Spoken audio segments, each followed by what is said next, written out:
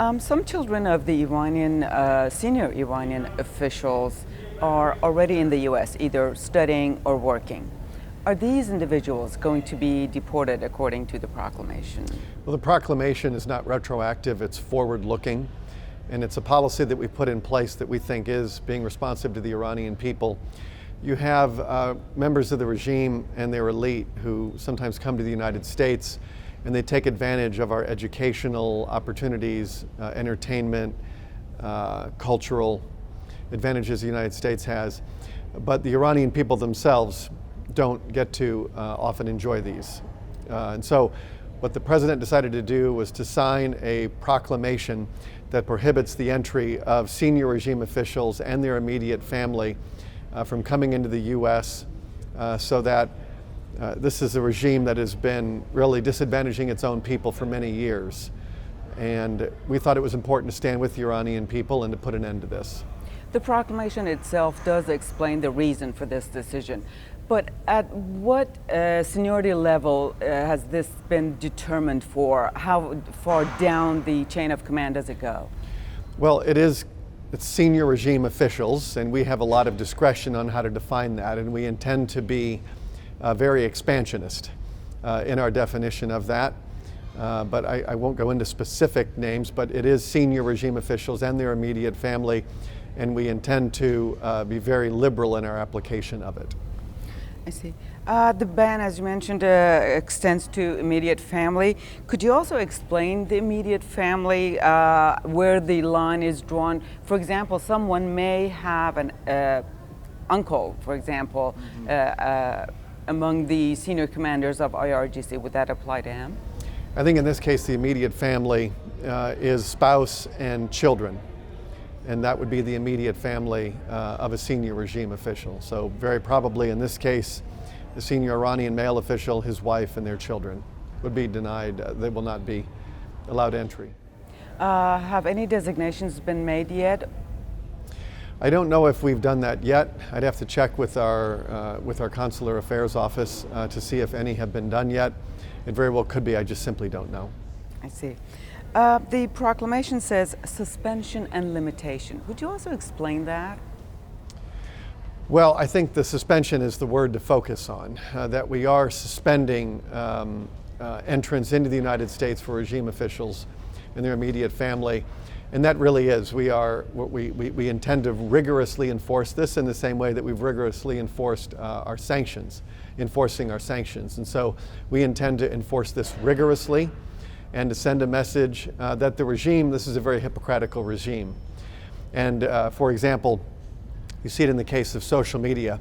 Social media is banned inside of Iran, but then the senior regime officials freely get to use Twitter and other social media to get out. And so we are trying to get at the hypocrisy of this regime, where it's a double standard, as we say in the United States, where they hold their own people to one standard, but they hold themselves to a much easier standard.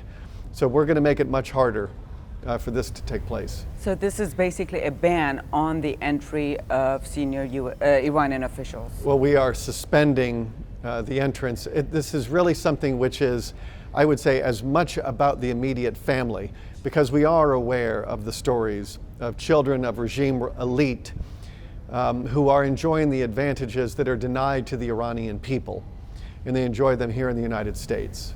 Right. The proclamation also says entry of senior Iranian officials as immigrant or non-immigrants. Have there been any instances in the past that an Iranian official may have entered this country on in an unofficial capacity? I hope not.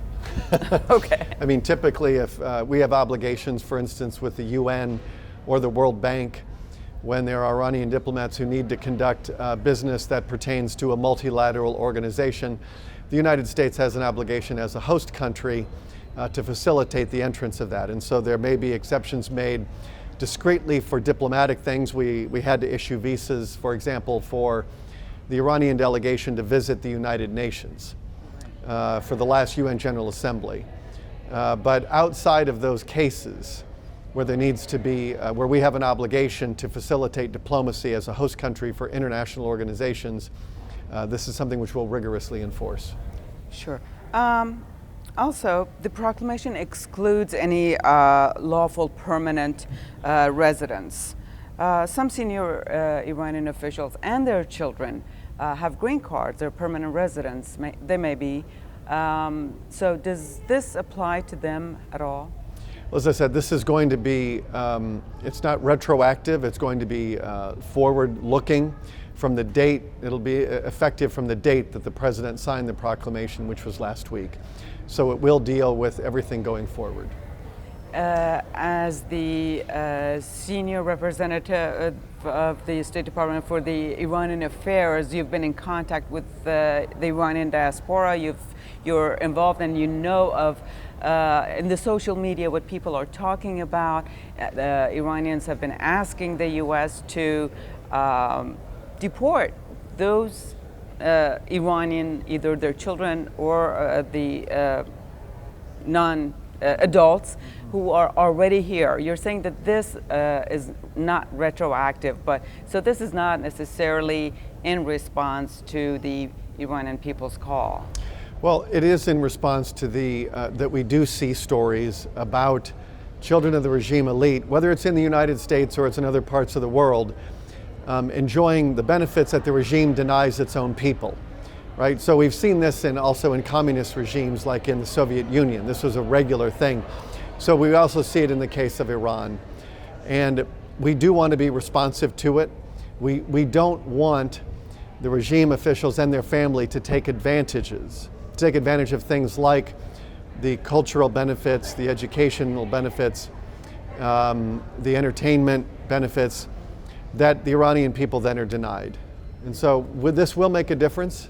It took a while to get this through our system. I did say to the Iranian people some time ago that we are hearing these concerns and we will be responsive to it. And President Trump has now put in place a new proclamation, and it is going to make a difference. Has the Iranian diaspora, whether in the U.S. or Europe, have had any role in this decision?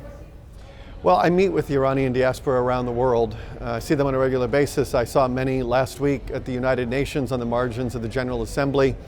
It is a complaint that we hear on a pretty regular basis, but I hear a lot of complaints. Some of the things that we can do something about, others we can't do much about. But I think that Secretary Pompeo has made standing with the Iranian people a big part of our approach on our Iran strategy. And I think the president doing what he did last week is another example of that. We're going to keep doing this on a regular basis. Okay, thank you very much. Okay, Brian. thanks for having Thank me you. on. Good to see you. Good to see you as well.